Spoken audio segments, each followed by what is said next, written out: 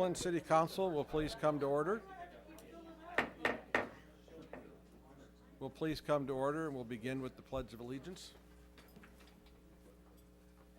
Pledge allegiance to the flag of the United States of America and to the republic for which it stands, one nation, under God, indivisible, with liberty and justice for all. Thank you. Could we have roll call, please? Councilmember Gassman, Seeley, McGraw. Here. Allison. Here? Connell. Here. O'Neill. Here. Thank you. Councilmember Allison. Your Honor, I move to dispense with the reading of the regular City Council meeting Committee of the Whole minutes of November 28th, 2017, and they be approved as published on December 11th, 2017. Second. We have a motion and a second. Is there any discussion? Could we have roll call, please? Councilmember O'Neill. Yes. Gassman. Yes. Seeley. Yes. McGraw. Yes. Allison. Yes? Connell. Yes. Thank you. We'll move into public hearings, of which we have two tonight. So I will convene a public hearing concerning the City of Clinton's 2008 Community Development Block Grant application to provide funding toward the First Avenue Lift Station and Force Main project. Have we had any comments in the clerk's office? No, Your Honor, we have not. Is there anyone in the audience that wishes to address this public hearing? Who's good? Good evening, Mayor. Thank you. Mark Schneider, Community Development Director with ECIA. Worked with the city in past on projects as well as on this one, working with Jason Kraft, your city engineer, to put together an application for Community Development Block Grant CDBG funds to assist with the project. The public hearing requires 9 questions to be addressed within the hearing, and so I can go through those and then we will attempt to answer any other questions. First is how the needs for the proposed activities were identified. The need to upgrade your wastewater collection systems identified by the Iowa DNR and detailed in the city's consent order that with the currently proposed Basin 6 improvements being detailed by the consent order, which must commence by July 1 of 2018, be completed no later than December 31 of 2019.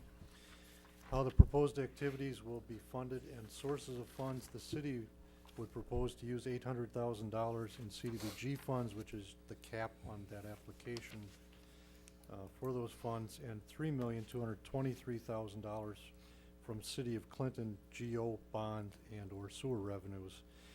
I would mention that in your packets, I believe you had a resolution that listed the local match as $2,423,000. That was a typo on my part, or wishful thinking perhaps, and it should be $3,223,000. Lisa does have a correct resolution for later this evening. Next is when the date the application will be submitted. The application will be submitted to meet the January 1, 2018 deadline.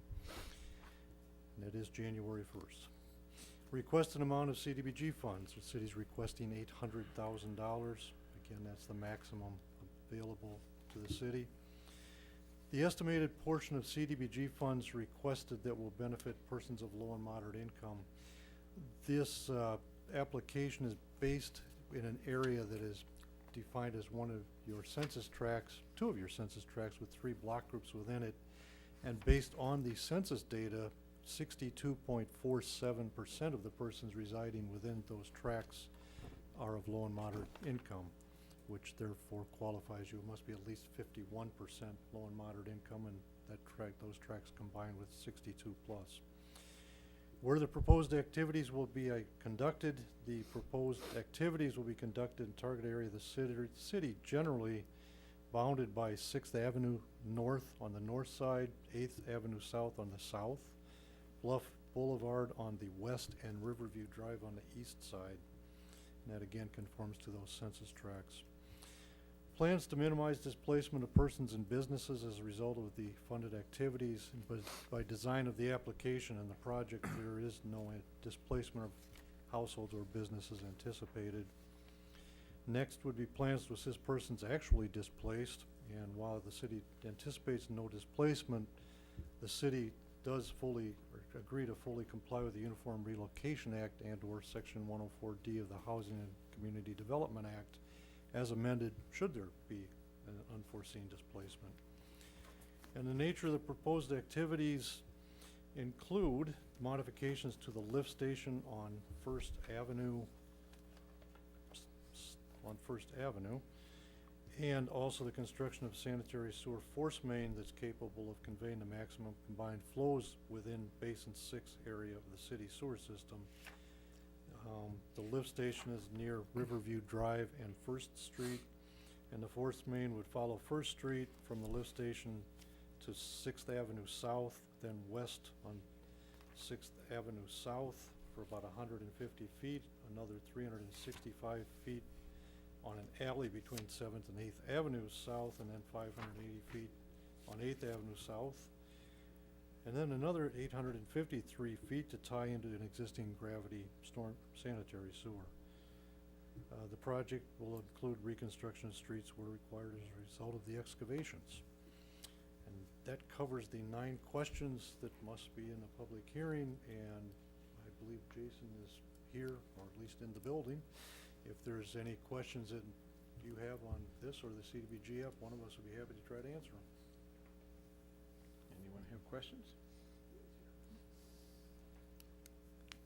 You did such a fine job, there's no questions. Is there anyone else in the audience that wishes to address this public hearing? Well, hearing no other comments, I'll move to Councilmember McGraw. Thank you, Your Honor.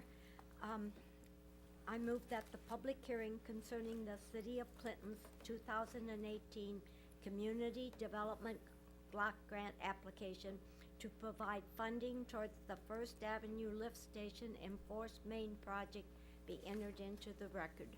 Second. We have a motion and a second. Is there any discussion? Hearing none, could we have roll call? Councilmember Connell, Yes. O'Neill, Yes. Gassman. Yes. Seeley. Yes. McGraw, Yes. Allison. Yes. Thank you, Councilmember McGraw. Thank you, Your Honor. I have a resolution approving Community Development Block Grant Wastewater Collection System Improvement Project application and pledging of local effort. I move that the resolution be adopted as presented. Second. Do you have a motion and a second? Any discussion? Could we have roll call, please? Councilmember Connell, Yes. O'Neill, Yes. Gassman. Yes. Seeley. Yes. McGraw, Yes. Allison. Yes. Thank you. I will now convene a public hearing concerning the accepting bid and awarding contract for the South 21st Street Rehabilitation Project K-2017. Have we had any comments in the clerk's office? No, Your Honor. Is there anyone in the audience that wishes to address this public hearing? Hearing none, Councilmember Allison. Your Honor, I move that the public hearing concerning accepting bid and awarding contract for South 21st Street Rehabilitation Project K-2017 be entered into the record. Second. We have a motion and a second. Is there any discussion? Could we have roll call, please? Councilmember O'Neill, Yes. Gassman. Yes. Seeley. Yes. McGraw, Yes. Allison. Yes. Connell. Yes. Thank you, Councilmember Allison. Your Honor, I have a resolution accepting bid and awarding contract to Determan Asphalt for project K-2017 South 21st Street Rehabilitation Project for $433,211.30. I move this resolution be adopted as presented. Second. We have a motion and a second. Is there any discussion? Could we have roll call then, please? Councilmember O'Neill, Yes. Gassman. Yes. Seeley. Yes. McGraw, Yes. Allison. Yes. Connell. Yes. Thank you. That concludes our public hearings for tonight. We'll move to audience comment. Is there anyone? I have no one that's turned in a slip. Mark Schrader's going to speak at the committee of the whole, so I'll hold on to his ticket. Anyone in the audience that wishes to address the council tonight? Hearing none, we'll move on to the consent agenda. Councilmember Allison. Your Honor, I move to approve the consent agenda as presented on the attachment. Second. We have a motion and a second. Any discussion? Could we have roll call, please? Oh, sorry. Your Honor. Councilmember Seeley? Thank you. I would like to pull 10 and 12 and 11. In that order, or can we do 10, 11? 10, 11, and 12. Like my numbers first. Yeah.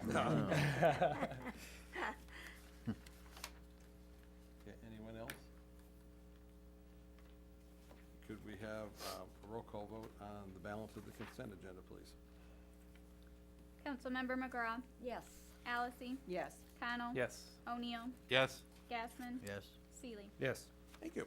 We'll move to motions, resolutions, and ordinances. Councilmember Gassman. Thank you, Your Honor. I move that the claims we have be received, approved, and placed on file. Second? A motion and a second. Any discussion? Could we have roll call, please? Councilmember McGraw, Yes. Allison, Yes. Connell, Yes. O'Neill, Yes. Gassman. Yes. Seeley. Yes. Thank you. Councilmember Allison. Your Honor, I have an ordinance for third consideration. Second? We have a motion and a second. Is there any discussion? Could we have roll call, please? Councilmember O'Neill, Yes. Gassman, Yes. Seeley. Yes. McGraw, Yes. Allison, Yes. Connell. Yes. Thank you. Your Honor, I move that the rules be suspended and the ordinance under consideration be placed on its final passage and adopted. You gotta You have the to title. read it. Or, I'm sorry, an ordinance amending Chapter 10 and various penalty provisions of the Clinton, Iowa Code of Ordinances. Now you make your motion. Thank you. I move that the rules be suspended No, and you the, don't have to suspend the rules. I don't? No, you just moved that the ordinance. Move that the ordinance be adopted under consideration, be placed on its final passage and adopted. Second? We have a motion and a second. Is there any discussion? Could we have roll call, please? Councilmember O'Neill, Yes. Gassman. Yes. Seeley, Yes. McGraw, Yes. Allison, Yes. Connell. Yes. Thank you. Councilmember Seeley. Thank you, Your Honor. I have an ordinance for the first consideration. Second. We have a motion and a second. Is there any discussion? Could we have roll call, please? Councilmember McGraw, Yes. Allison, Yes. Connell, Yes. O'Neill, Yes. Gassman. Yes. Seeley. Yes. Thank you. An ordinance amending Chapter 114 of the Clinton, Iowa Code of Ordinances. Thank you. Councilmember Connell. Thank you, Your Honor. I have an ordinance for the first consideration. Second? We have a motion and a second. Is there any discussion? Could we have roll call, please? Councilmember O'Neill, Yes. Gassman. Yes. Seeley, Yes. McGraw, Yes. Allison, Yes. Connell. Yes. Thank you. An ordinance amending Chapter 159 of the Clinton, Iowa Code of Ordinances. Thank you. Councilmember O'Neill. Thank you, Your Honor. I have an ordinance for first consideration. Second. We have a motion and a second. Is there any discussion? Could we have roll call, please? Councilmember Seeley, Yes. McGraw, Yes. Allison, Yes. Connell, Yes. O'Neill, Yes. Gassman. Yes. Thank you. An ordinance amending Chapter 32 of the Clinton, Iowa Code of Ordinances.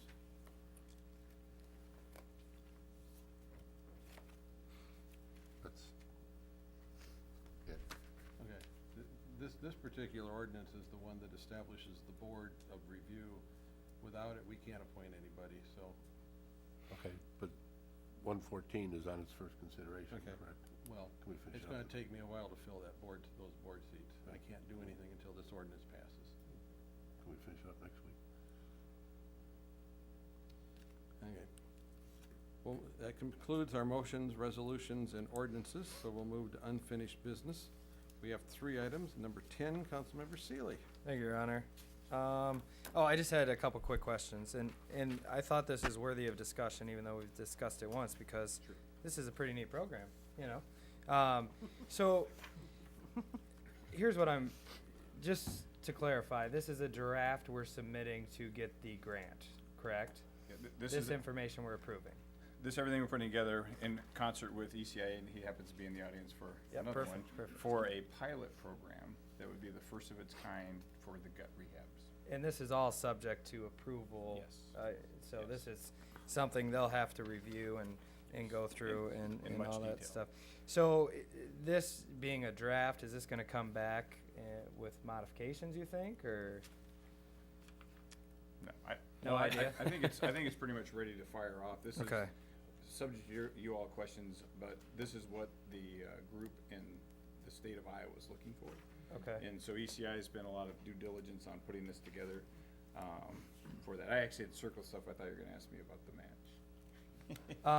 Well, that is one of my questions, actually, if you wanna Yeah. touch on that. So what we talked about, Mark and I, and Lisa also, we talked about, basically, what we want to do is get properties at the lowest cost to us. But what we wanna do is, in the past, someone has taught me that, you know, when you go after different grants and whatnot, you can actually use the land as the value of that. So as long as we get that, instead of giving money up, that would be our match that we're offering up. So we have about $60,000 that we'd have, which would be the plots and the house. So say somebody actually quit claims deeds it to us, it costs us nothing, but we could use the value of, at the time, that house and the land. And then the other would just be as required would be any down payments to assist the trust funds, as far as the grants go, to help the people that would actually go buy the house. Okay. And that would come from the demo fund, so instead of That would come demoing the from house, demo, okay. we would actually use those dollars to pay for that, so. Okay, okay. Okay, let's see. Well, so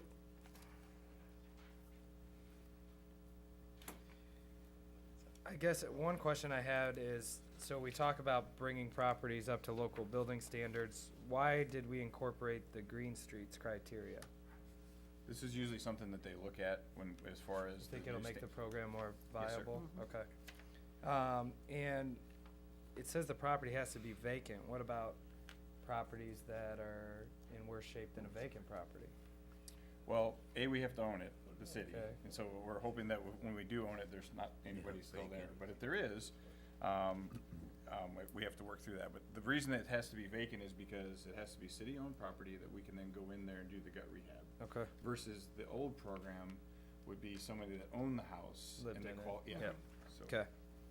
Yeah, that's good. And we also had a discussion that we're seriously focused on one story, only because you all know with the gut rehab down to the studs, the wiring, et cetera, it may be a bridge too far to get to the second floor with only the $65,000 per house. Yeah.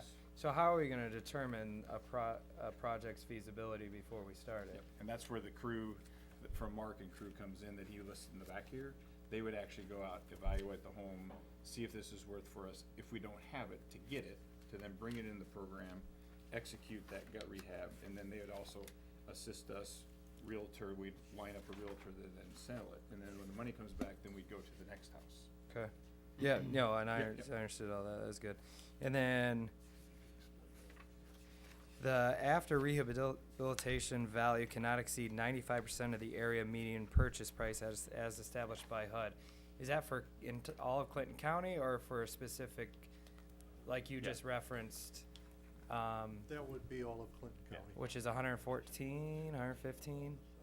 It was 114, I think, Okay. and it Yeah. varies each year. Okay, And and we're I think shooting- in the areas we're And we're focusing shooting on. for 80,000 is the Yeah. target for the fair market value to sell it. Yeah, And so we're hoping that that means that the assessed or the estimated value or appraisal value will be under the 100,000 as well. okay. Yeah, because if. Sir? You asked about Green Streets, and the Iowa Economic Development Authority will require that as part of They would? any Okay. project. Okay. That answers that.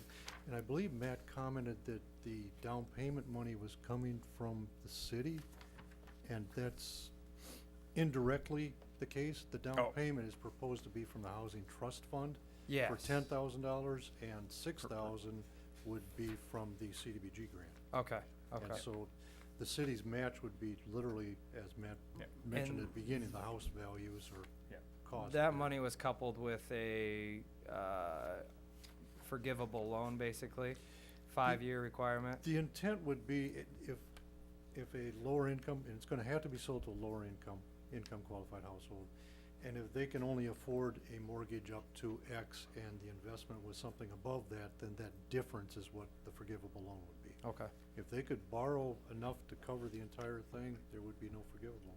okay, okay, perfect. Okay, well, I look forward to this kind of developing. As Matt mentioned, it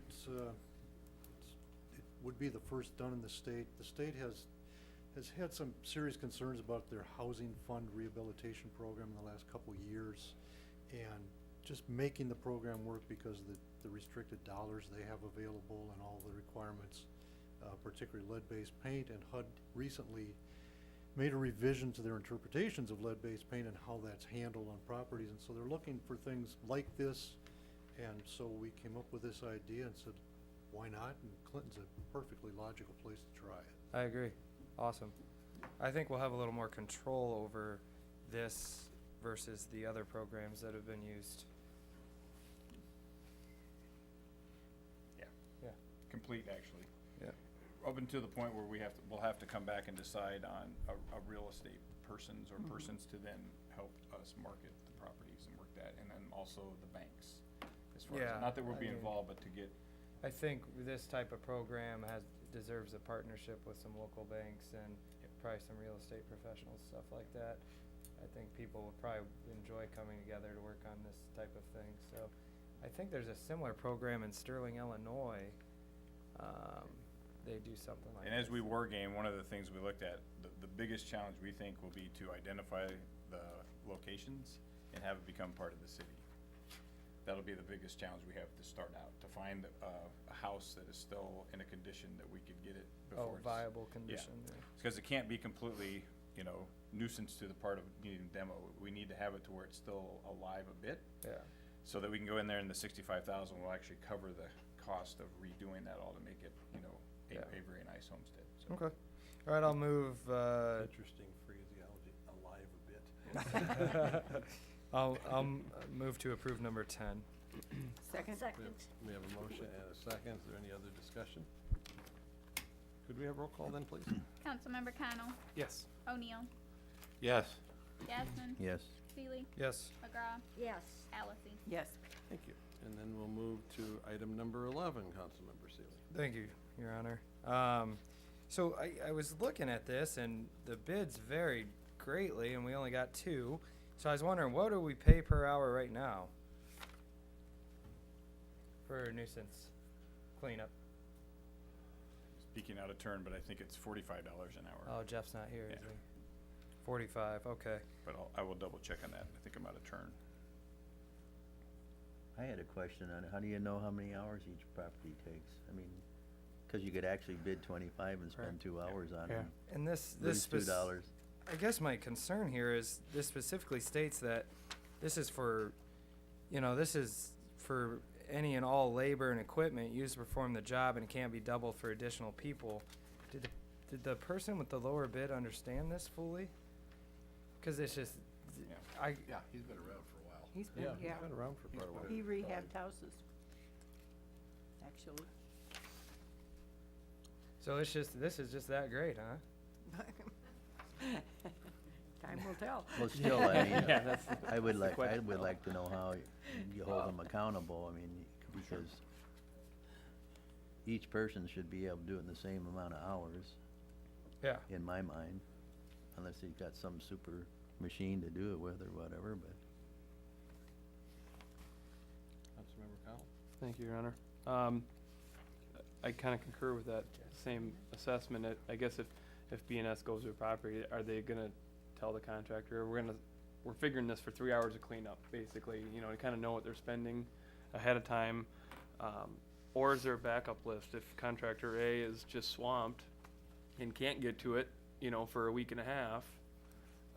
Do we have any recourse to say, we really gotta get this cleaned up? Can we call like the next on the list, to come in and clean it up? 'Cause we use Because I know something we have a lot of problems with these. Because we And they use do something get busy. similar with the towing, so we actually have a master list of folks that can tow, because we do, if it's like a 3-car accident, we need multiple tow trucks. So I think we could probably pull this for now and come back to you and then see if we could either A, do the list part, and also give you some facts on what does it actually cost per hour and get that right. I'm Well, sure there's and- there's shortage of properties that they've got. The other item is, it's the attachment B for the winning bidder is not included.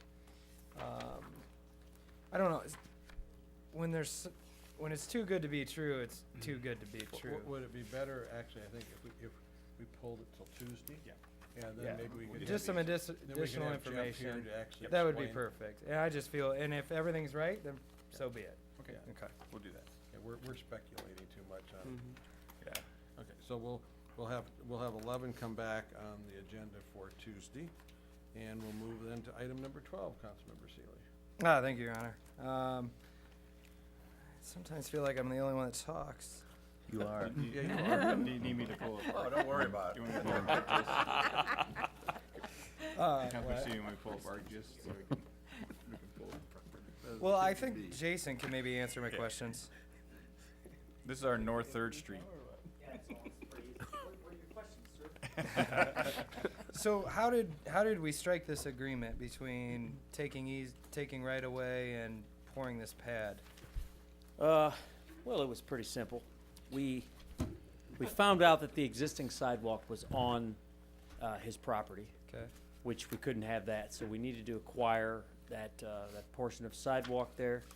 And when we went to acquire that, we did like just a average cost per square foot appraisal, and he didn't really want any money. He's just like, Okay. hey, can you pave my driveway instead? But he didn't know that we were gonna have to pave his driveway anyway, because the sidewalk was gonna need to be flatter, because if you drive by there now, it's kind of Oh, so you have to regrade it and stuff. So, and because we had to flatten the sidewalk, we have to pave the driveway behind it. Okay. But he was happy with all that. I mean, we were upfront about it, and Okay. he was like, yeah, that's all I want. Just Okay. make my So- driveway new back to the house, and so, plus $1. Okay. So, I mean, my confusion lied in, I didn't know what the easement was worth, and I didn't know what the driveway was costing.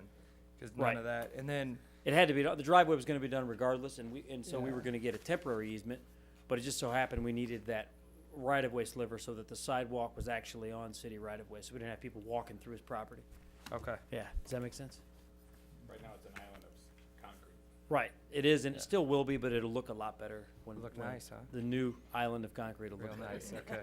It's That'll gonna be- happen as part of the resurfacing project next spring Okay. on North Third Street, so that's Yeah, why we yeah. uncovered that. Hey, excited for that project, so, All right. okay. And then do you have the, clearly depicted, attached engineer drawing with? Yeah, the- oh yeah, that's with me. I do have that. Okay.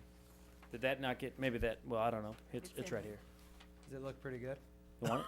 Want a copy of it? Look nice? Yeah. Too good All right. to be true. No, that's fine. That makes sense Yeah. to me, so, okay. Yeah, Well, but- it did sound to, I was thinking the same thing. Yeah, he does, yeah, I know. So is that it? We're good? We're good? Yeah. All right, thank you. I'll move to approve number 12. Second. We have a motion and a second. Is there any other discussion? Could we have roll call, then, please? Councilmember O'Neill, Yes. Gasman. Yes. Seeley, Yes. McGraw, Yes. Allison. Yes, Connell. Yes. Thank you. That concludes our unfinished business for tonight. Councilmember Allison. Your Honor, I move to adjourn to 9:30 a.m., December 19th, 2017. Second. We have a motion and a second. Could we have roll call, please? Councilmember O'Neill, Yes. Gasman. Yes. Seeley, Yes. McGraw, Yes. Allison, Yes. Connell. Yes. Thank you. We are adjourned, and we'll move directly into the Clinton City Council Committee of the Whole for December 12th. And I'll call the meeting to order, and we'll begin with roll call whenever Lisa is ready. Councilmember Gasman, Here. Seeley, Here. McGraw, Here. Allison, Here? Connell, Here. O'Neill. Here. Thank you. Our first item tonight is the long-awaited master plan's final draft brief, and Mark I should ask for the drum roll first. And Mark Schrader, would you like to make the introductions?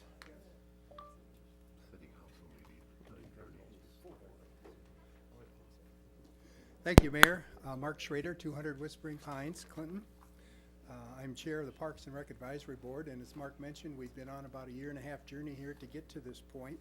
I'd like to send out some thank yous to the City Council for making the investment in this plan. I think we got it right, and you're going to be very pleased with not only what you hear tonight, but how we put this all together going forward.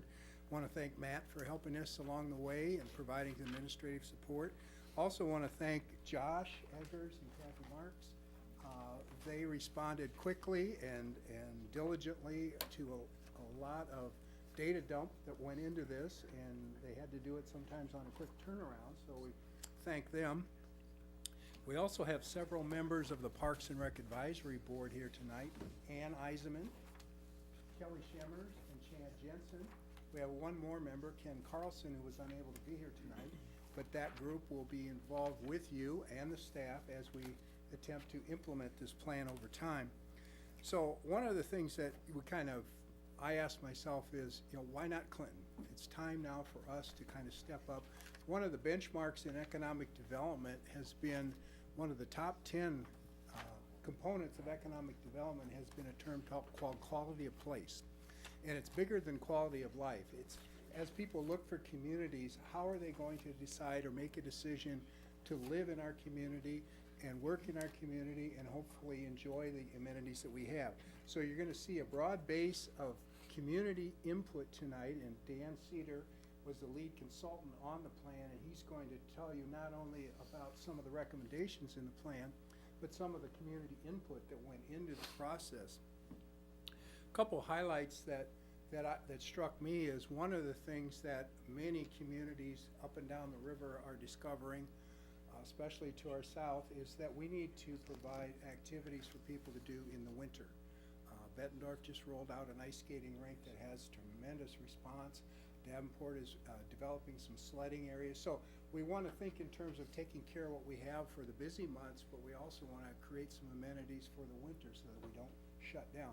The other thing that came through loud and clear is people like to get together to do things, and most people call that festivals or whatever you would like to be. The Finally Fridays group and some of the downtown groups have done a wonderful job of putting together some things on Fridays and Thursdays and so forth. We're kind of taking a look at, do we have an opportunity to do something like Finally Fridays on steroids and make it bigger and make it better and attract more people. So you're gonna see some mention of that in here. So in the interest of time, I'd like to introduce Dan Cedar, and then we'll come back for questions if you do have some. Hi, Dan. How's it going? Good to see you. Mayor, City Council, thanks for having me out tonight. I've got a PowerPoint. I've been told 20 minutes, 15 to 20 minutes or so. Train to standard, not time. Okay. And I've got somebody running it for me. So what I'm going to go over tonight, some of you may have already looked at, or eventually you will look at the master plan draft. 80 plus pages. I'm not going through every page. What we're going to go over tonight is kind of the meat and potatoes, what everybody wants to see, the recommendations. The recommendations, if you were with us at the last time I was out here with Pat O'Toole and with Jesse Fink, who's with Smith Group JJR, we presented the recommendations. So this presentation could be redundant for some of you, but that's usually what everybody wants to hear is what's in the plan, and that's that gist of the plan. The first slide is just the process that was involved to get us to the final plan and presentation, and this is just a recap. We've gone over this every time we come in with the public open meeting. We started out with a strategic kickoff with the project team. We then came in and did our community input, which included focus groups, stakeholder meetings, and then that information led to our survey that went out to your residents. At that same time, Smith Group JJR was doing their inventory and level of service. We did a SWOT analysis with the staff. We looked at your program analysis, and then we did a demographic and trends report. We came in and did what we call a findings presentation. So we presented all the information that we had found to date, and then started a visioning workshop, which led to these recommendations. What does the project's team see from that findings presentation? What's our vision for the future? The last time I was here, we did our draft plan update and presentation, and now we're out for our final plan and presentation. Quick recap of the survey, just so that everybody was on the same page, and we've showed this information before. We had 3,000 surveys that were mailed out in May of 2017. 456 responses received, which was 16.1 response rate, which is one of our highest rates. We like to see 10%. So this was well above that number, which ended up coming out to a margin of error of about plus or minus 4.6%. And what that means is that leads to the open link survey where we had 187 responses. So those 3,000 surveys that were mailed out, we had 456 turned in. We took those responses and then they compared them to the open link, which was anybody in your community could have gone in and done the survey. And then they do that comparative analysis with those answers, and that's what that plus or minus 4.6% is. So that's a very good number there. And as we have down below is a very good response rate. That was above our expectations for your community and for our surveys in general. So recommendations, what I'm gonna go over tonight, you will see some slides where we will show an action plan, some cost estimates, and then prioritization. The goals, objectives, and action items for the recommendations are drawn from that public input, from your inventory, from the level of service, from our findings feedback, and all the other information that was gathered during the master planning process. And there's four categories of recommendations. We have organizational efficiency, finance, programs and service delivery, and then facilities and amenities. The costs that you do see are in $2017 dollars. You'd probably love it if it was 2007. You could carry it forward. So 2017 figures. They're dependent on the extent of your enhancements and improvements that are determined and known at this time. The time frame to complete and our recommendations are based on short-term priorities. That's up to 3 years. Midterm 4 to 6, and then long-term is 7 to 10 years. Okay, so goal number 1 was our organizational efficiency. The objective 1.1 was to enhance and improve marketing and communication regarding residents and visitors. And I'm not going to go through every single one of these and read them. I'll highlight a few of them that came out. A lot of what we found was marketing and communicating to your public. That came up in a lot of the surveys and a lot of the public input we received. So these recommendations are mostly short-term. They involve increasing your use of technology that you currently have, your registration software system, and better utilizing that. Having somebody on staff who's kind of your key point and key figure that knows that software inside and out and knows how to utilize it and can train your staff members. Developing a marketing communication plan and reviewing that plan on a yearly basis, biannual basis, and making improvements to it. And then developing a social media policy that allows for marketing and feedback. Second page was improving that use of technology. So what I just talked about, increasing the efficient use of your current registration software system and identifying that staff member who's going to be that key point of contact. A lot of cities, you get this registration software system, you go through a training in one day, the company comes out and trains you, they leave town, and some of that stuff you're going to use immediately, some of that stuff you might not use till a year later, and everybody's scrambling to figure out how to use it. So our recommendation is to make sure you at least have one person or 2 people on staff that really get the nuts and bolts of that training of that software. So when updates come out, if you have new hires, seasonals that might be working in your facilities that have to use that, that's the person that's going to train them and just really know the nuts and bolts, so that when they're dealing with customers over the phone, somebody's trying to register over the phone or they're having issues, they can answer those questions, and you guys are on top of it with your customer service. Objective 1.3, improve and develop enhanced funding partnerships, volunteers, and promotions. You've got a lot of possible partnerships in the community. So here it's just determining those immediate relationships and creating those partnerships that are going to benefit not only your department but the community as a whole. School district and county were identified as 2 of those major players. We've also listed some other people in the plan. Identify a staff member, intern, or volunteer that can take on grant writing for your department or for your city. And we talked about having somebody who can find those grants, who knows how to write for grants. There's opportunities for internships to do that.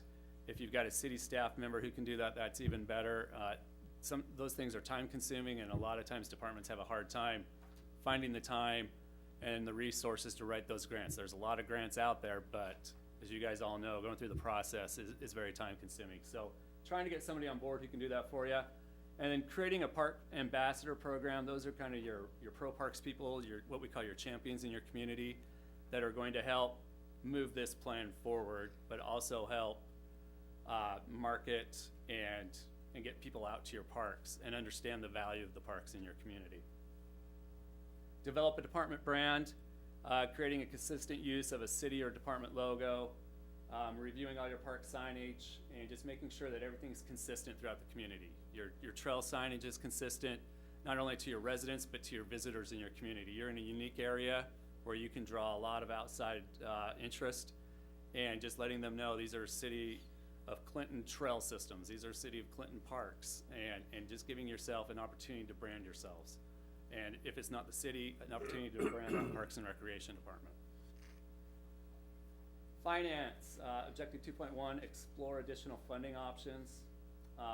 Here it's developing a strategy to basically find those donations that are out there, your grants that are out there, your partnerships, your sponsorships, looking at the bonds, considering support for funding through taxes, reviewing your impact fees, looking at the Parks and Recreation Department to find a way to get a larger share of those general funds. Everybody wants a part of that. And any other opportunities out there to increase funding. And yeah, I won't go through all those other ones on there. Establish a best practice in cost recovery and pricing strategy. The one I'd really point out here is 2.2A is develop a resource allocation and a cost recovery philosophy, model, or policy that's grounded in your vision, values, and mission of the city of Clinton. A lot of departments don't really know. They'll be asked, what's our cost recovery? And that could be a foreign language, or it's just, well, we just try to recoup the costs to run the program. But really having a policy in place for the department to know what their expectations are. And then the department actually looking at their programs and understanding. We put it on a tier system, and I think I tried to explain this last time. It's a pyramid where you look at really what's community enhanced, what's community programming that everybody can take advantage of, like a park. Is there a cost recovery to providing that park as opposed to what's the cost recovery to provide an individual private swim lesson to one child? And when you place this on a pyramid, we have 5 scales. Down at the bottom, those are going to be maybe a 0% to a 1% cost recovery. We're providing parks because of what it does for our community.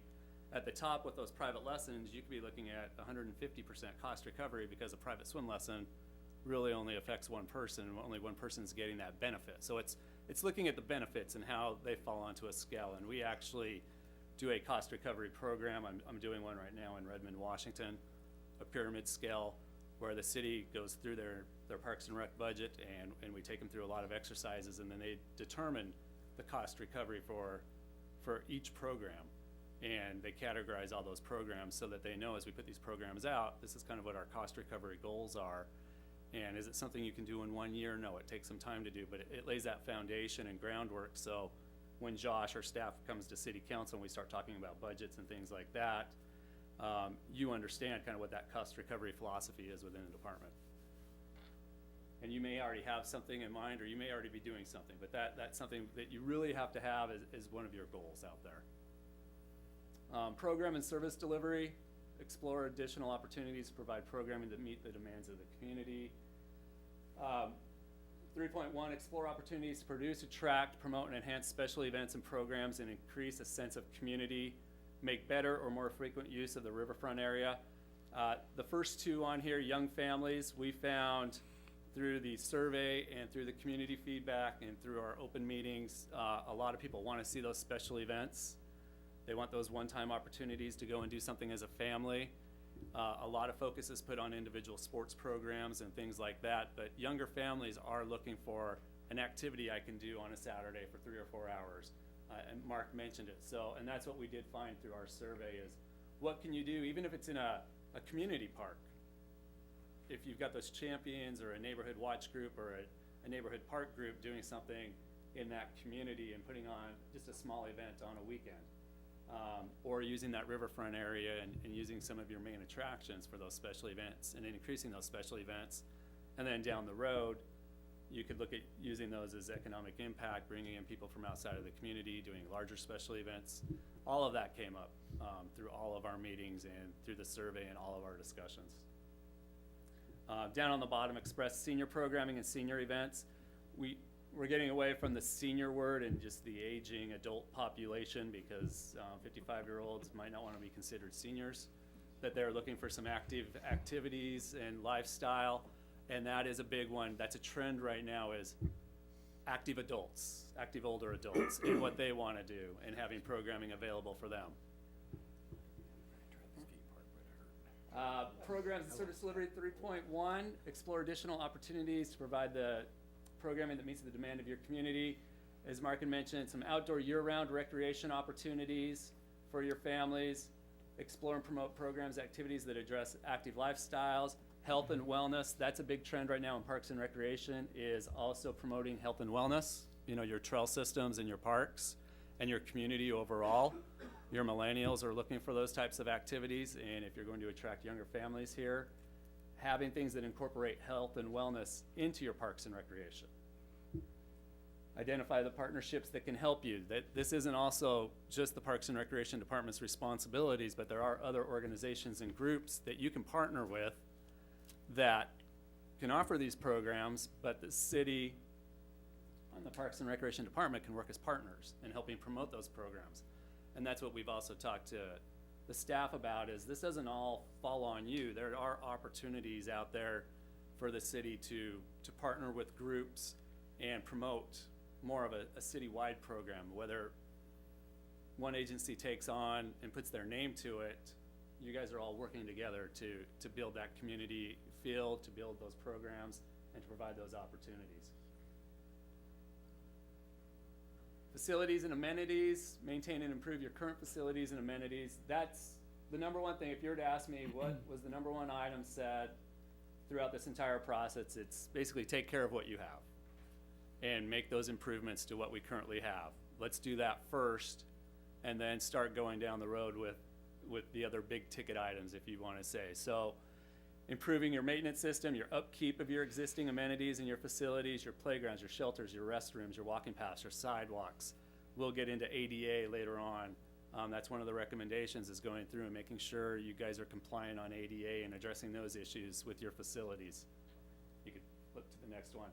So 4.1B kind of hits what I was just talking about. Identify low-scoring amenities and make immediate improvements or repurpose for more relevant use. Smith Group JJR provided a staff document, as well as in the plan, of what we call the low-hanging fruit. And those are the little things you can go out right now and correct without us really telling you to do it. But you have a list of every park with every amenity, playground, benches, and those are all identified on a scale of 1 to 3. 3 is above expectation, 2 it's meeting the expectations, and 1 it's below expectations. And Jesse put together basically a list of all the number ones and has already provided that to Josh, and I know they've already started to go in and start to make these improvements. So there's a list right now that's been identified that the Parks and Rec Department is working on, just making those small improvements, whether it's a broken slide or a broken swing set or a barbecue grill that's completely rusted out and decomposed that needs to be taken care of. 4.1C, develop and implement an existing and future plans, your regular inspections, CIP, master plan and life cycle replacement plan. That's something we really talk about, is having a replacement plan in process, so that you know what's coming up when you purchase a new piece of equipment, kind of understanding what that life expectancy is. You know, playgrounds, they'll tell you they'll last 30 years, but you also probably know my age, maybe something I played on 30 years ago, my kids probably are gonna look at that and laugh at me. So even with playgrounds, you know, you're looking at replacements maybe every 10 to 15 years down the road, but just knowing and having that on file with all of your stuff. 4.1D, address your current staff levels and look for opportunities to add additional staff as needed, or consider contracting services to alleviate pressure on the department. As we've talked, there's plans for more trails and more parks, but is there a plan for more staff, or how are you going to address what we've already identified, which is lacking, is maintaining and keeping up with our maintenance standards. You know, and some of those things we've brought up is you could look at contracting services. That could be contracting mowing. You could find certain parks you have that you could contract out and see what it would cost to get those mowed, and weigh those costs with what staff does. I've done that in 2 previous communities I worked for before I ended up on the Green Play side. We mowed our athletic fields because we had a very certain standard, and they were used so much that we kept that in-house, but we found parks and right-of-ways that we were able to contract out, and down the road, it actually saved us money. And we also had issues finding seasonal staff that could stay on an entire season. One of the communities I was in was more of a college town, and once college started, my seasonals were gone, but the grass doesn't stop growing.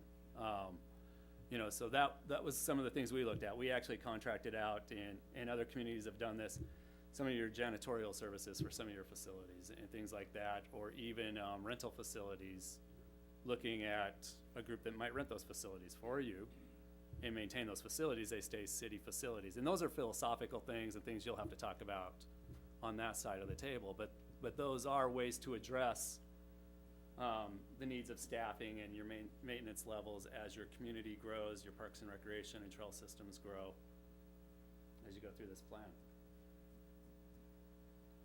4.1E, address safety and security of parks and amenities. A lot of things came up with just safety, making sure you've got the correct lighting on trails, the lighting is up to date. Add more is recommended. We heard quite a bit about adding more lights to your trails and in some of your parks and some of your facilities.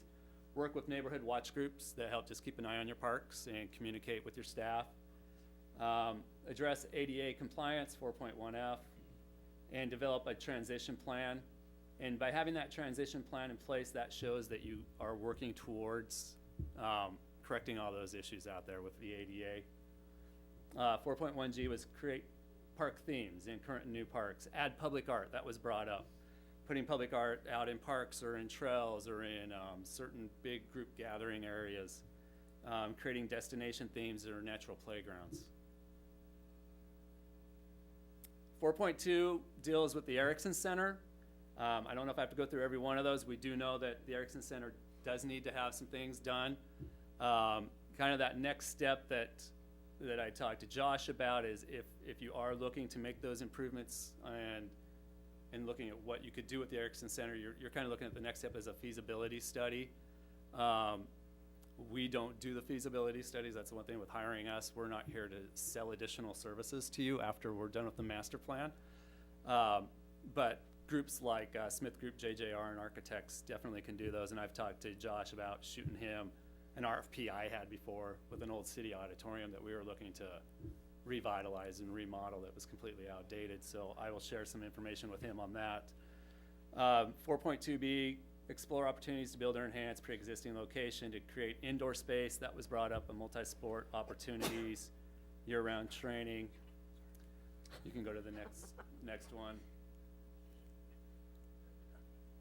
Develop future facilities and amenities, 4.3. The Trails Master Plan, that's a big one. Trails came up right underneath taking care of what you have. It's keeping moving forward with your trail system and that connectivity with Clinton, not only inside of Clinton, but to the outside of Clinton as well. Exploring the Allied Steel property to develop a potential festival area. Review the previous Riverview Park Master Plan that was done as a recommendation from Smith Group JJR. Create more outdoor fitness equipment to be added along the trails or in a centralized location. And 4.3D, create a joint splash pad or ice rink opportunity for more winter and summer use. 4.4, this is addressing outdoor and indoor space, is increasing the winter activities. Mark had mentioned that. Looking at family-friendly sledding areas, developing any other type of winter activities, whether you're doing cross-country skiing, that splash pad ice rink, or family activities that can get the family out during the winter, whether they're special events. Exploring those opportunities for more indoor and outdoor space. One of the things we talked about is looking at your partnerships with the school district and possibly getting a more concrete written partnership in place. And what's really outlined on when the city can get into the facility and when they can use it with user fees and kind of what that priority system would be, and having that in writing and have that be something that's updated every year to just to create more opportunities for more programming at indoor space until you can address those down the road with potential, bigger items or bigger projects. And that's what kind of led to 4.4C is reevaluate all your user agreements and your fee evaluations. What are you charging? And are you really charging the correct fees for those outside users to use your facilities? Or are you guys way down here on that low end and you need to start reevaluating your fees? And that kind of goes back into that whole cost recovery program we talked about. So that was a quick 15 minutes, 20 minutes. We spent about 45 minutes on that the last time I was here at our open public meeting, but I wanted to get through it and be able to answer questions you have or comments. I know there's a lot of information, and that's why we really, usually the first question that's asked is what I just showed you. What's the recommendations? What did you guys find out?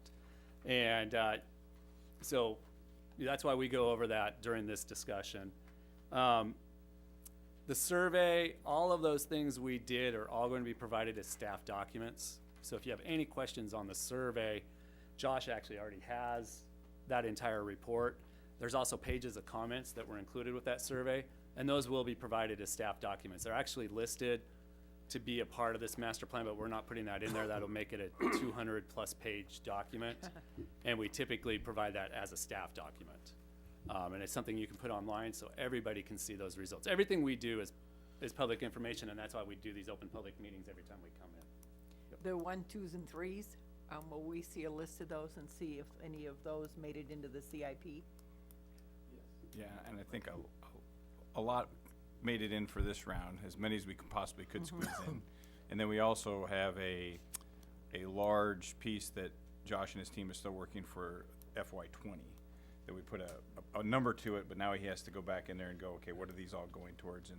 And basically take the words out of Josh's mouth, but he's aligning all his strategy to this to give justification why we're doing X, Y, and Z. And would like to take the time to embarrass you, and thank you personally in front of everybody, because what Josh and I talked about was no one likes to have their car taken apart and all the pieces put out and taking pictures of it, evaluated. That's what we got through this, which is one of the biggest things that Josh and I appreciate, because, being able to look at, from cook stove over here to a swing over here, just goes to show you we've been spending a lot of time on the mowers, and we got to spend more time on maintenance. And so we've already started to look at some cost examples of if we contract certain mowing out and not, and to be able to have our, parks crew of 5 people there and ready to be doing what we call, preventive maintenance, to where we're going out and we're looking at it in the springtime before the season starts, checking the swings out, making sure they're not squeak, making sure they're not breaking, because it takes a lot to get the summer going just on the water side for all the water we have. So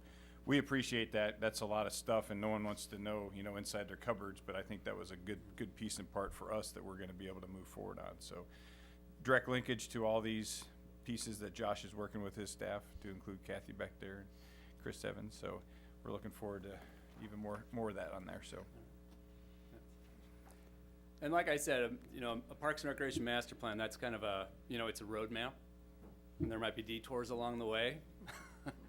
You never know, 5 to 6 years where you'll be financially, and all those things. So, and what we try to do with our master plan is we put that together so that anybody, and I don't want to say you'll ever leave, but if you ever have staff turnover, or whatever happens, somebody can come right in, pull out that master plan, and at least be able to identify, what are those priorities for your department, for your city, as you move forward. And our goal is that's a living, breathing document in your department, and not just gets thrown up on the shelf after a year. And I'm sure that's going to be what you expect from your staff as well. I know she didn't put 7.1, which was wrestling mat in Erickson Center. So. Yes. We've always subsidized the park system. We've never broke even. I mean, we've spent as much as $500,000 out of the general fund subsidizing, this quality of life program. And the other problem we have in our area, our average income is $13,000 less than Tonawanda and other communities around us. So you may have more, so families have more money to spend in other communities than our families do, so we have to subsidize it. Yeah. Yeah. And, so we have different kinds of challenges. Yep. I think the program we have with our roads, where we decided we're gonna spend $3 million a year, subsidizing our roads by borrowing. I mean, maybe we have to do that with our park systems for a while too, just go out and say we're gonna borrow some money and get everything up to par, and then that invites these younger people to come in and stay in Clinton, Iowa. And a lot of the older people, the seniors like me, we walk all the riverfront and trails we can. I mean, we're not running around on bicycles so much, but Yep. where the young people are. So, I mean, there's different activities for different groups of people, but you gotta have the things set up, not just go so far and fall off the cliff. Mm-hmm. I mean, every community is unique, and that's and you have to find out what's unique with Clinton, and that's what we try to do through this process. And then, you have to be realistic with these plans as well. you know, we could come in and recommend you build all these great fabulous facilities, but is that what's best for you and best for Clinton and your community? So, One of the things that bothers me a little bit though is like our riverfront, we've got, 3 bathrooms from Fifth Avenue to 9th Avenue North, and they're all locked. Somebody's in them. No, they're locked. Yeah. Mayor, Council, Josh Eggers, Parks and Recreation. Restrooms is one of the things we're tracking right now, and one of the problems that we're having is when they're open at nighttime, they're being occupied by the people we don't necessarily want, and they're doing things we don't necessarily want them to do. This wasn't nighttime, Josh. No, I understand that, but what we're gonna do is we got in our capital improvement plan, as Matt suggested, that everything in our capital improvement, which includes restroom, timered locks, ciphered locks, which we can control the times that they're open and closed, they'll remain open all the time, and then at night, they'll be powered down on their own automatically. That's a computer program that we can automatically do.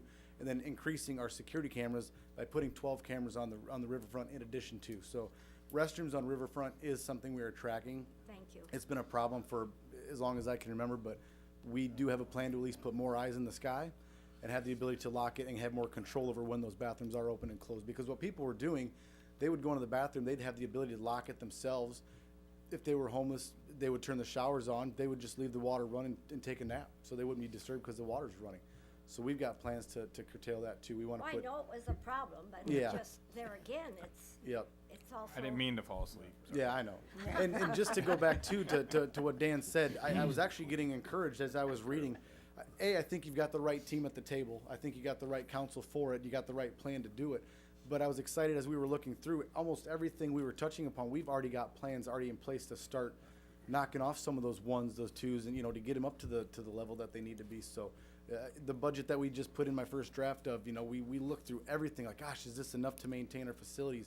Is this enough staffing? Where can we get better? Where can we improve? We don't want to just ask for all this extra money. We want to look internally and find out how can we be more efficient, if it is contracting, whatever the case may be. We're willing to look at whatever we can. But I think everything we do, and I've told our staff moving forward, has to attribute back to this Parks Master Plan. The council was kind enough, and the advisory board was willing to put the money up for the survey. We've got the information that you guys paid for. Now it's our job to execute that plan, and I think we've got a way that we can do that. So. Do you want that? Take the hat out now. Well, yeah. I'd have to. Good job, Josh. Thank you. any other questions, or Nothing it's else? the last time you're gonna see me? Oh, no. Hey, I'm only a 5-hour drive away. No other comments? Bad. I just wanted to ask you, because of your experience, how do you assure that everything you're doing today, especially with these long-range plans, that stays in place even though that may change or this group here may change, so that it doesn't get lost? I mean, you may change from, pickleball to whatever else is, popular 10 years from now or 5 years from now, but I mean, the overall vision of it stays in place and doesn't get lost somewhere down the line. Because, one of the, I think one of the easiest things to do, and I think what's happened in the past, is that, that was a really good idea back in 2017, but we're short of money. Yeah. And it seems like if you pick the 1 or 2 top places or things that get cut out of budgets, it's Parks and Recreation's first or second, and it never gets picked back up. So how would you Well, I recommend think- assuring that? One of the things is, number one, this is a 10-year plan. Right. So when you get to that year 7 or so, you want to look at doing an update, a plan update. But when you're talking about trends, I mean, we can, an example of, say, drones in parks. Who would have thought even 3 years ago that cities would have to start writing policies on drones in parks and things like that? So when you're talking trends, especially in the Parks and Rec field, they're changing, every year or two.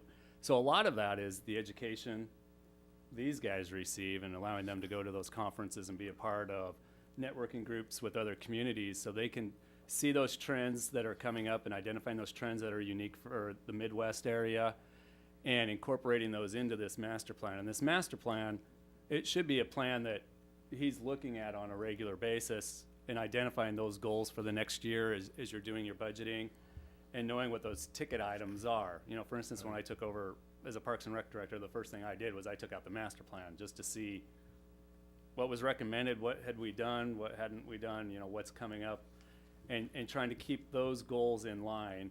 And again, something maybe identified as, you know, a midterm goal, that could move to a long-term, you know, year 7, or it could even fall back to a year 2 or 3, just depending on how the city is structured at that time, or what those needs are, or if you're finding some grant money out there that could help fund an opportunity that was maybe put out a little bit farther. So a lot of it is just using that as your living, breathing document internally, especially when it gets down to your planning process, when you're working with your Parks and Recreation Advisory Board and seeing what's been identified and are we reaching those goals. But when you talk about trends and things like that, a lot of that is just staying on top of it. Parks and Recreation has changed so much over 10 years. And like I said, a big kick right now is the health and wellness component and how that affects your community. And a lot of people didn't think about that with parks before. Parks was just the place you went and hung out, and you know, you had a swing set and some grass, but it's really turning into kind of that center hub of future development. You know, as homes are built, are you going to maybe have some requirements where they have to provide so much green space in those neighborhoods, is that, you know, you build new developments and things like that, because that's what those trends are, and that's what people are looking for. But, you know, as Councilman Gaston pointed out, you know, we may have to invest in bonding to do some of this, because 10 years ago, you know, we found ourselves taken away from the streets because we didn't have money. But we finally came along with Jason, and it's just a given now. It's $3 million a year, hell or high water, and we bond for it. So maybe that's what we're gonna have to do. I mean, I think we've been very good at proving factually that over the last 7 years that having 15 bingo places isn't gonna bring new people to town. Yep. So I think, you know, to go with the idea of having the Parks and Recreation and have these millenniums move here because of that quality of life stuff's here, maybe we'll have to bond for it, I don't know. Yeah. But I mean, having the right staff is gonna help lead these projects, and I think you've got a pretty good staff here that I can vouch for with this whole process, and they've been great to work with. would it So be I think you're in good idea to hands. have them come back in 4 years and say, you know, kind of look at what we've done and see. Yeah, see well, a and lot we of do track. stay, just so, yeah, I should explain the process. This isn't the last time you'll see or hear from me, but we do a yearly update with Josh just to see how things are going with the plan. I know 4 to 5 years from now, this plan's going to be changing a little bit. There's gonna be some priorities moving around. He is free, or anybody on staff is free. Mark's free to call me anytime to talk about things. Like I said, I'm gonna send him some example RFPs I've used in some of my other communities I worked for, just so he can have an idea of what a mowing contract RFP looks like, and a feasibility study and conceptual design plans and those types of things. So he can pick up that phone and call me or Pat anytime, and we'd be more than happy to talk to him. Thank you. Thank you. Okay. If there's no other comments. I got one. Okay, just, I guess I'd just like to ask the Parks Board, thank them, and then ask them, and then Josh, and maybe the staff, you know, is it worth it? Was this worth it? You know, it's gotta be asked, and I think it's gonna be a working document for us for a while, and I think it's something that, when I think it was Councilman Detterman at the time, you know, asked that we set some money aside to do this, we need to look back and say, okay, was it worth it? Did we get, you know, did this document provide us with a good path forward?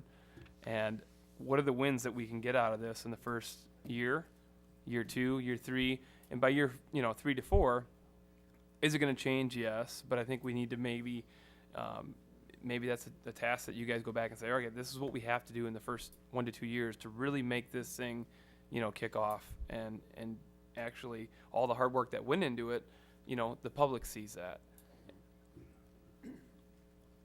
Yeah, I've actually been through that master plan more times than I can count and plan to do so, but it's also the additional information that you probably haven't seen that we got the information to gather together to put that plan together is invaluable. The time it would have taken us to go through and do a park assessment, like literally when you say your 1s and 2s and 3s, it could be down to a single picnic table.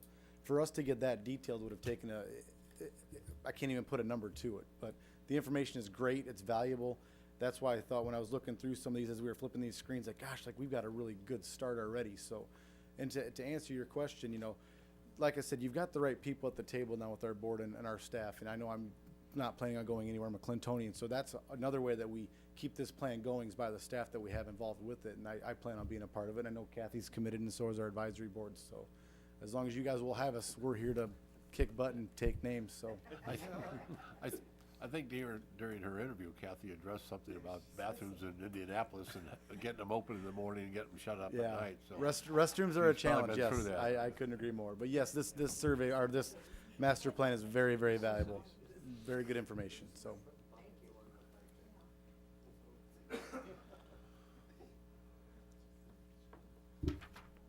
Anything else? Nothing else? Well, thank you very much, Dan. Thank you, and on behalf of Green Play and Smith Group, JJR, and RRC Associates, thanks for letting us work on this plan, and good luck. Thank you. Thank you. Thank you.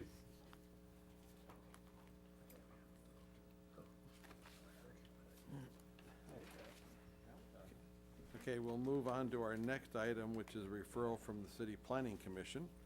It's a request concerning a street vacation of Wild Rose Circle South. Jason?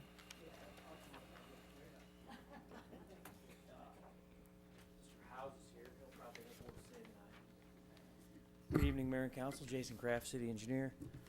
Does this thing work? It does, you gotta hit the button on the far right corner, button one. That one there. You gotta get a chance, it'll take a second. It's coming up. There you go. So I went and grabbed this quick, but this request was made by the Valley Bluff Corporation to vacate one of the roads that they paved several years ago. So as you can see, that this what their request was to vacate the colored in pink part there, south of the Hampton Inn, and I drew up on that a future cul-de-sac because that was part of the discussion as well. One of our comments was, if you vacate that, you're just going to leave a dead end at the driveway.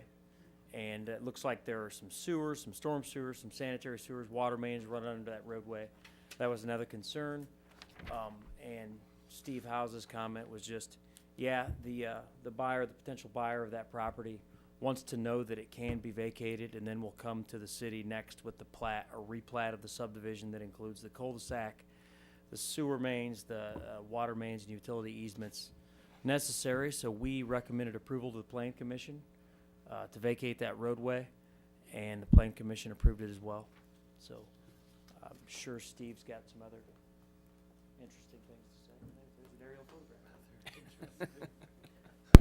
Mayor, Council, Steve House, Housing Jeffries, Valley Bluff Corporation, and we have a proposal before us to sell the land described to Billion Automotive to create a new auto dealership, and the area is all the land here, and also all the land just, I say, south of the Hampton Inn. And It's all of that? all of Along that. Mill Creek, along Lincoln Way? Right. Okay. Right. So, you know, the key ingredient is you still have the access points off the Mill Creek Parkway, number one, off 30, and also down from Wild Rose, so that we're not affecting the traffic patterns of the Hampton Inn or any of the neighbors in that area. And so all we're asking, what they're asking for is the area just south there, creating a cul-de-sac and a turnaround, the right fire access turnarounds for city, and then also there'd be a cutoff there, but there'd be the T, I call it the T, so for the proper turnarounds and access for city services and the process. Billion Auto will come along, draw their building, their footprints of where things will be at, and then also they'll have the dedication of a new cul-de-sac that they will be responsible for, and any services that will have to be easements created. We will grant an easement to the city until that is done, so that they can have access for services, also for fire access during the interim before Billion Auto has their plan in place.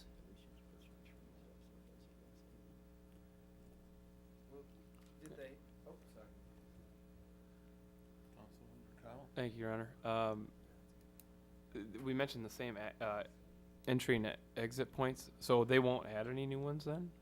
Is it just gonna be that same turn off of Mill Creek and then the same turn off of 30 there? Correct. No curb cut on 30? No, no. No, the highway, DOT is not gonna allow any more access off at 30. I didn't think so. No. That was part of the agreement there with the one for where Planet Right Auto in, is. kind of a right in, right It out. was a right in, right out only. That was the only access we could get there. Okay. If you're at liberty to tell us, is this gonna be an expansion of the, you can't? They have, no, they haven't told me, so I don't know. Okay, But alright, I that's fine. know that there's gonna be a building there, and I know they're expanding, so what it is What else beyond you that, need? Okay, yeah. I don't know yet. Well, it's I'm great. excited, Mm-hmm. Yeah, Yeah. I mean, for just coming to town to do something expansion, I think it's great. yeah. I mean, they're pulling, it's nice to see people pull in, retailers pull in from other areas, so I'm hearing that 60% of their business is coming from the outside of Clinton, Comanche, and Fulton inward, which tax revenue is wonderful for communities. Yeah. Was anyone from the Hampton at the meetings? No, but I did talk to them ahead of time and told them exactly what was gonna happen. There was no opposition? No, not at all. That's a key ingredient, key partner. Yeah. And they were on a setback to begin with. Yeah. And a lot of Hamptons do set back from original. Right. And, you know, and probably I would think they'd like it because of the traffic patterns. It's not a two-story facility that's going up in front of them. So, those are the things Once I, you win the casino, you can go over there and buy a car. correct. Win a car, maybe. Just perhaps. Is this area TIF'd? Or is Yes. it- It is? Yes. Okay. It So- always is TIF'd. The more revenue we create, the sooner we get Quicker that done. sucker paid off. I have one more question, and this doesn't deal with immediately what we're dealing with now, but if they develop this and put in concrete and all that, they'll be held to specific, like, there has to be so many trees put in place and that kind of stuff, correct? From a the parking detention lot? standpoint, when we developed the whole subdivision, we took it a step further and created regional detention facilities. And you can see that right there. So All that, they don't have to go in and dig their own detention areas. It's all in place so that, again, it's less, we want something in place ready to go for anybody that came along. They will have to meet open space requirements, landscaping requirements, tree ordinance requirements, and they'll have to have storm sewer that empties into that detention basin. But all those will be, it's not just gonna be a sea of asphalt there, so it'll look nice. What about our sidewalk requirement? There'll be no public streets there at all. The only sidewalk that they will have to construct will be, up the other side of, across the street from the Hampton Inn sidewalk and around the cul-de-sac. Oh, I guess, and I can't really point to this, can I? Right there. Right there, and then, like right here. That's Hamptons. Whoa. Oh. Yeah. We need to Yeah. we need to bring in our laser pointer wherever it is.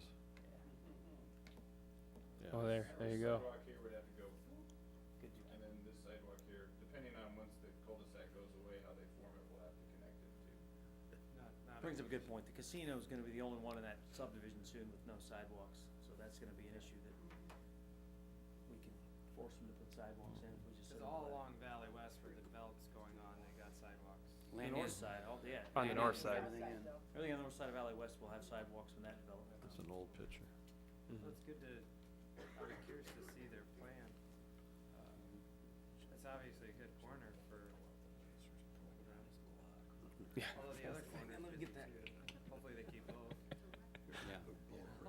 That's the plan. They did the same thing in Iowa City. It's a friend of mine Oh, did said, they? watch in a year, they're gonna expand here. I didn't believe him, but. Yeah. Oh, good. We gotta have space for 1 billion autos. Oh, yeah. Don't quit your day job. If there's no more questions, I'll make a motion to, move this forward. Well, there can be more questions because we just need a motion and a second. Oh, and no second. Discussion. And we'll have more discussion if we'd like to have some. She seconded my. Build it. You second? Okay. Build that. Any other comments, questions? Attempted jokes? Well, hearing none, could we have roll call then? Thank you, Steve. Thank you, Councilmember Jason. Allison. Yes. Connell. Yes. O'Neill. Yes. Gassman. Yes. Seeley. Yes. McGraw. Yes. Thank you. And that brings No, us, I turned that off. that brings us down to mayor council updates. Just a reminder that our last council meeting of the year will be next Tuesday at 9:30. And at 10 o'clock, which will be following the meeting, we'll have the swearing in of the new council members they can take office officially on the 2nd of January. And with that, is there anyone else that has any comments? You're swearing them in At 10 o'clock, on the 19th? 19th. Okay.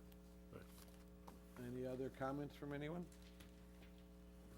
Oh, Yes. can we get this electronically? The new calendar for next year? Oh, Okay.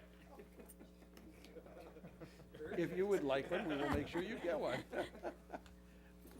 And with- your swearing in.